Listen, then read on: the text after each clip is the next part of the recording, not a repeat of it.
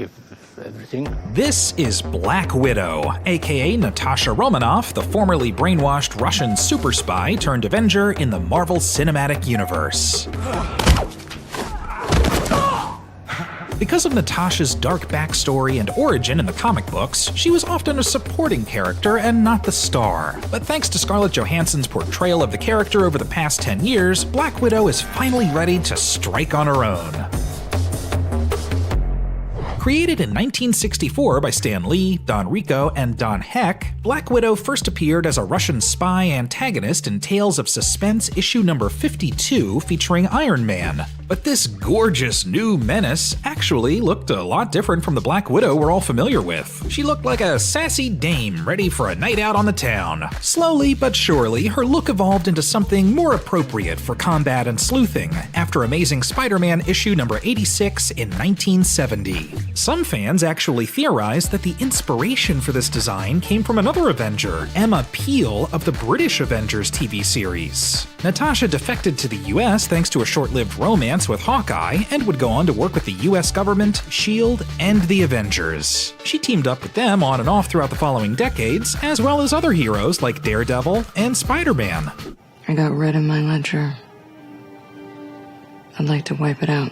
But how did Natasha Romanoff become this deadly femme fatale? Details of her origin in comics are a little scattered and conflicting at times. However, the main consistent plot points are that she was born in the Soviet Union as Natalia Alianova Romanova sometime around World War II, orphaned, adopted by Ivan Petrovich, and eventually handed over to the USSR's Black Widow Ops program, aka the Red Room. It's there that she was trained to be a deadly lethal spy, brainwashed into being the perfect killer, and forcibly given de-aging formula. But the Red Room isn't all that bad. They do offer ballerina classes. Even after becoming a key member in the Marvel comic book world, she didn't really appear in other media. She popped up briefly in the 1966 cartoon The Marvel Superheroes, as well as the 2006 direct-to-video Ultimate Avengers movies. In 2004, the idea of a Black Widow film began floating around with X-Men and X2 scriptwriter David Hayter attached. Ultimately, though, that project was abandoned. However, things drastically changed for Black Widow in 2010, all thanks to Scarlett Johansson's scene-stealing, ass-kicking performance in Iron Man 2.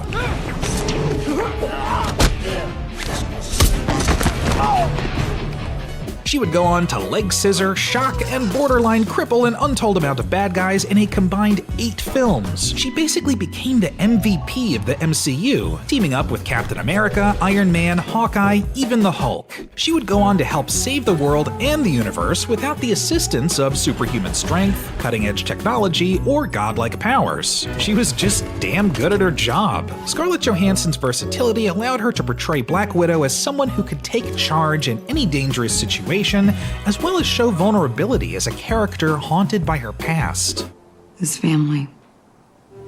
And I was better because of it.